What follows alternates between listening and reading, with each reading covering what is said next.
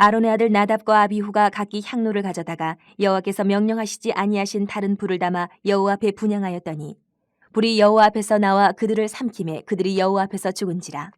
모세가 아론에게 이르되 이는 여호와의 말씀이라. 이르시기를 나는 나를 가까이 하는 자 중에서 내 거룩함을 나타내겠고 온 백성 앞에서 내 영광을 나타내리라 하셨느니라. 아론이 잠잠하니 모세가 아론의 삼촌 우시엘의 아들 미사엘과 엘사반을 불러 그들에게 이르되 나와 너희 형제들을 성소 앞에서 진영 밖으로 메고 나가라 하매 그들이 나와 모세가 말한 대로 그들을 옷 입은 채 진영 밖으로 메어내니 모세가 아론과 그의 아들 엘르아살과 이다말에게 이르되 너희는 머리를 풀거나 옷을 찢지 말라. 그리하여 너희가 죽음을 면하고 여호와의 진노가 온 회중에게 미침을 면하게 하라. 오직 너희 형제 이스라엘 온 족속은 여호와께서 치신 불로 말미암아 슬퍼할 것이니라.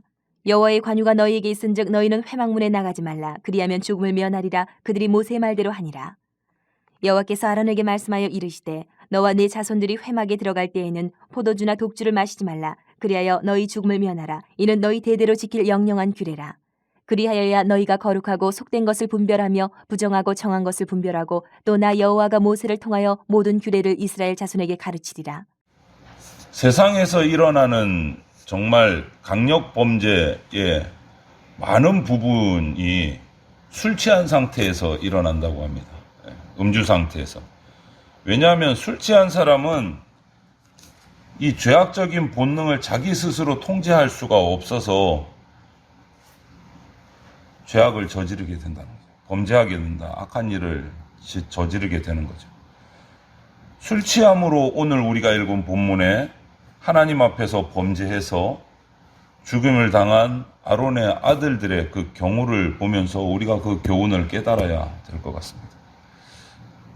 어제까지 장엄한 영광스러운 아론과 그 아들들의 위임식, 7일간의 위임식이 마치고 또 어제 본문에는 제사장이 되어서 첫 제사를 또 어저께 집례를 하고 마쳤어요. 그런데 하나님의 불이 내려와서 그 제단의 제물을 다 태웠습니다. 그러면서 놀래서 그 영광에 전부 다 하나님 앞에 엎드려서 소리를 지르면서 찬양을 했어요. 정말 막 감동이 되잖아요. 짜릿하잖아요. 와, 하나님이 우리와 함께 하시구나. 이런 경험을 바로 한 거예요, 바로. 그리고 하루 지난 거예요. 그런데 그 영광과 그 엄청난 경험을 했지만 사실 이스라엘 백성은 그 자체가 변한 건 아니에요. 그들은 그대로 있지만 하나님의 그 경험을 한 거지, 영광을. 한 번의 제사, 그 한 번의 영광스러움의 자리에서 경험한 것을 가지고 나는 이제 뭔가 특별한 사람이 됐어. 이렇게 생각하는 순간 우리는 실수하게 돼 있어요. 우리 인간은. 본성이 약하니까. 오늘 본문이 바로 그런 장면이에요. 인간의 경솔함이 부른 하나님의 심판, 또 그 심판에 또 두려워서 또 놀라서 하나님의 명령을 따라서 또 다시 수습하는, 순종하는 모습, 이런 모습들을 통해서 우리가 왜 성도는 거룩해야 하는가, 그것들을 우리가 살펴봤으면 좋겠습니다. 아론의 아들, 오늘 본문에 들어가자마자 아론의 아들 나답과 아비후가 제사를 수행하는데 하나님이 맡기신 명하신 불이 아닌 다른 불을 사용해서 분향을 하다가 하나님의 법을 어기고 하나님의 진노를 받아서 하나님의 불이 나와서 그들을 삼켜 태워버리는 정말 끔찍하고 두려운 일이 일어났다라고 기록을 하고 있습니다. 하나님께 분향하는 불은 반드시 번제단, 하나님께서 내려주신 불의 불씨를 가져다가 다시 불을 태워서 드려야 해요. 그런데 나답과 아비후는 술 취한 상태에서 다른 불을 들여서 화를 당하고 만 거예요. 다른 불을 들였어요. 이런 충격적인 사건은 하나님의 말씀대로 순종하지 않아서 이런 엄청난 일이 일어났는데 다윗 왕 시대에 법궤를 옮기는 장면에서도 그런 일이 또 일어나요. 제사 드리는 건 아니지만 하나님의 법궤를 옮기다가 우사라는 사람이 죽임을 당한, 하나님의 말씀대로 하지 않아서 죽임을 당한 베레스 우사라는 사건을 우리가 사무엘서에서 볼 수 있게 되는데, 이런 사건은 하나님은 자비로우신 분이세요. 은혜가 풍성하신 분이세요. 그러나 단호한 때가 있으세요. 언제? 죄에 대해서는 정말 엄하시고 냉정하시게 판단하시는 분이 하나님이세요. 그렇게 은혜로우시고 자비로우시지만 죄에 관해서, 범죄에 관해서는 냉정하십니다. 단호하십니다. 그냥 넘어가시는 법이 없으세요. 하나님은 우리 죄값을 치르기 위해서, 그런데 우리를 죽이셔야 되는데 그 자비로우신 하나님이 우리 대신 누구를 보내셨습니까? 하나님의 아들 예수 그리스도를 보내서 십자가에서 못 박히게 하셔야지만 우리 죄를 용서하실 수 있을 만큼 정의로우시고 공의로우신 분이에요. 그냥 너희 죄 내가 사해줄게 이러고 넘어가도 예수님 안 죽으셔도 돼요. 고통 안 당하셔도 돼요.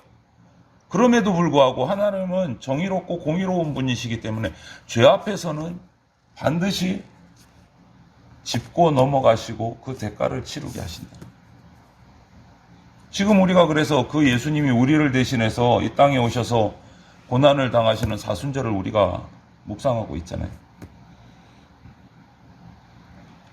아무튼 어찌되었든 아론 입장에서는 두 아들이 순식간에 죽은 거예요. 지금 아론 입장에서는 두 아들이 순식간에 죽은 거예요. 그런데 모세가 그 아론에게, 그 충격받았을 아론에게 이 사건에 대한 하나님의 말씀을 전달을 합니다. 하나님은 가까이 하는 중에서 당신의 거룩함을 나타내신다. 온 백성 앞에서 하나님의 영광을 나타내신다. 이 말은 뭐냐? 제사장으로 세워서 하나님 가까이서 하나님의 일을 하게 한 그 사람들을 통해서 하나님을 나타내시고 보이시고 영광스럽게 하신다. 그런데 지금 아론 너의 아들들이 그것을 하지 못했다라는 걸 얘기하는 거예요. 제사장이 솔선수범해서 하나님의 거룩하심을 따라서 거룩하게 행해서 온 백성 앞에서 하나님의 영광을 나타내야 한데 그렇게 하지 못했다라는 거예요.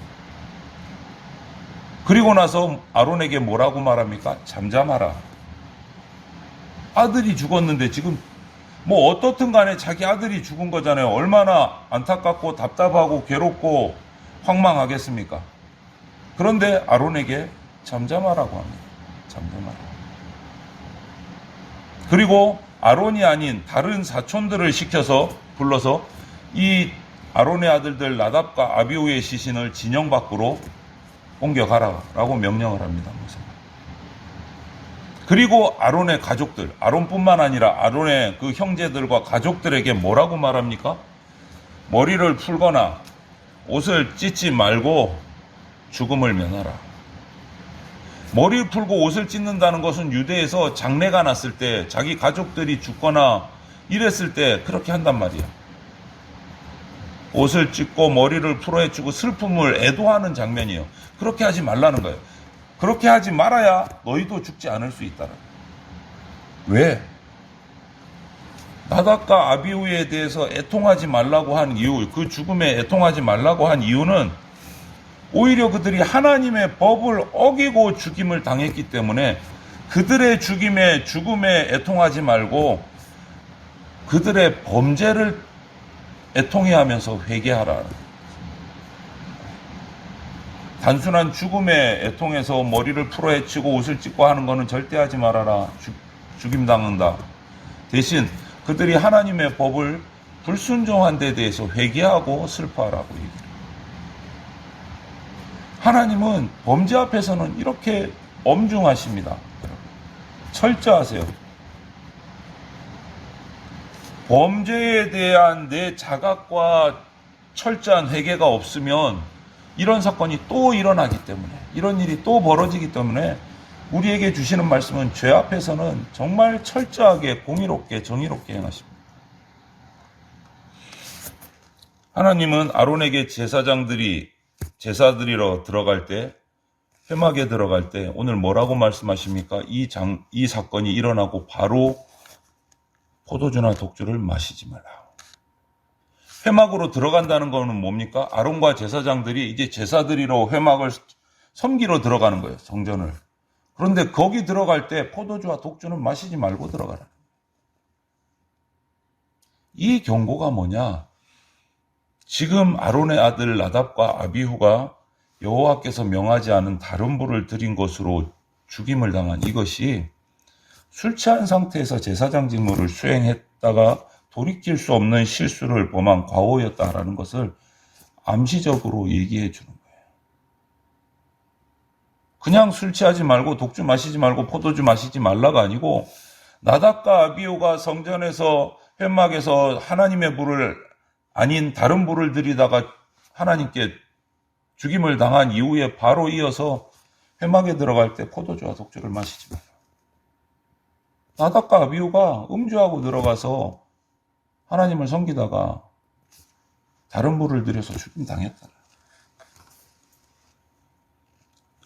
하나님의 직분을 맡은 자는 저와 여러분들이 왕 같은 제사장이에요. 오늘날은 제사장은 술 취하지 않고 맑은 정신을 유지하고 있어야 무엇이 속된 것이고 무엇이 거룩한 것인지 분별할 수 있고 무엇이 부정한 것이고 무엇이 정결한 것인지 분별해서 하나님 앞에서 드릴 수 있다는 거예요.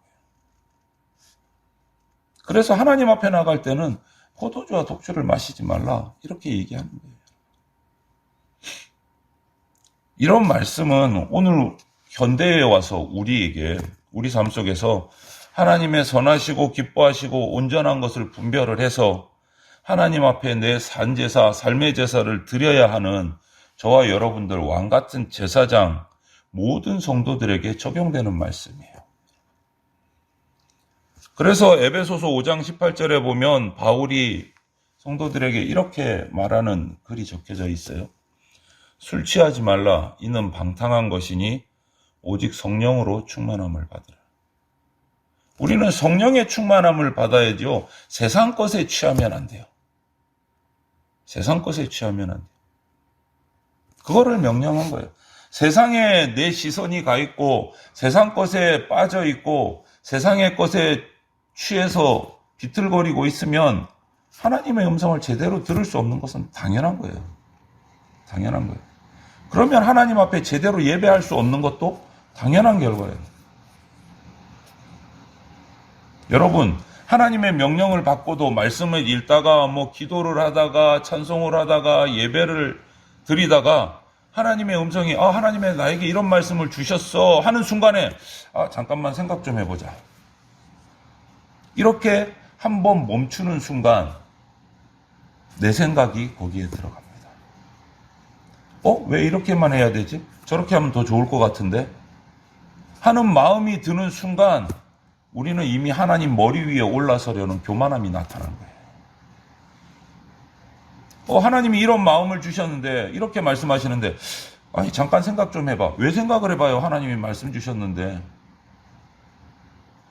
그 생각을 하는 순간 하나님 머리 위에 내가 올라가 있는 거예요. 그게 불순종이에요. 그게 불순종이에요. 순종을 지체한다라는 이것은 무슨 의미가 있습니까? 하나님이 말씀하셨지만 생각 좀 해보고 괜찮으면 순종하고 손해볼 것 같으면 하지 않겠다라는 말이 되는 거기 때문에 이득이 있을 것 같으니까 순종하는 거는요, 여러분, 순종이 아니에요. 자기 만족이에요. 순종의 껍질을 뒤집어 씌운 자기 만족. 그거는 순종이 아닙니다. 하나님의 말씀 앞에서는 묻지도 말고 따지지도 말고 즉시 움직이는 게 순종이에요.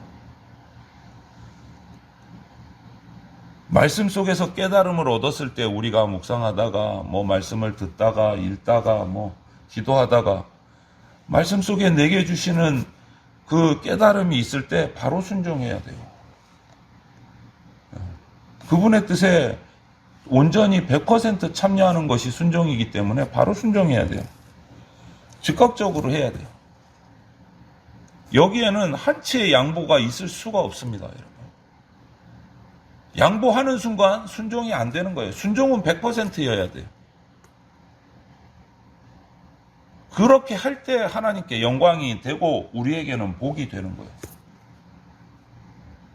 우리 그리스도인의 삶은 왕 같은 제사장 된 저와 여러분들 그리스도인의 삶은 순종하는 삶이어야 합니다. 순종하지 못하면서 나는 그리스도인인데 어떻게 살았고 이런 말 운운하는 것은 말도 안 되는 소리예요. 지금 당장 자신이 내려놓지 못한 것, 100% 순종하지 못한 부분이 무엇인지 우리가 말씀 앞에서 돌아봐야 됩니다. 그리고 하나님 앞에 사고는 당했지만 그 다음에 잠잠히 그 아들들의 시신을 수습하고 하나님 앞에 순종하는 그 아론과 그 가족들의 모습을 보면서 뒤늦게라도 회개하고 주님 앞에 응답하는 것이 우리의 모습이 돼야 돼요. 응답은 받았는데 두려워서 하지 못하고 내가 손해볼까봐 하지 못하고 이런 일이 있는지 살펴봐야 돼요. 아직도 망설이고 있으면서 남들은 모르겠지 나 혼자 아니까 이런 마음 품으면서 그래도 나는 순종하고 있어. 큰 착각입니다. 이거는 우리 앞에 큰 착각입니다. 오늘 본문에서 이제 막 제사장이 된 아론과 아론의 아들들 이들의 이 경솔함은 바로 그 전날 나타난 하나님의 엄청난 영광과 그 임재의 은혜가 싹 사라지는 거예요. 이 경솔함 때문에 그 은혜가 싹 사라지는 거예요. 오히려 하나님이 이스라엘을 향한 진노가 폭발하셨어요. 하지만 그 이후에 그나마 아론과 다른 가족들 아들들이 순종을 해서 최소한의 수준으로 이것이 마무리가 된 것이 감사한 거죠.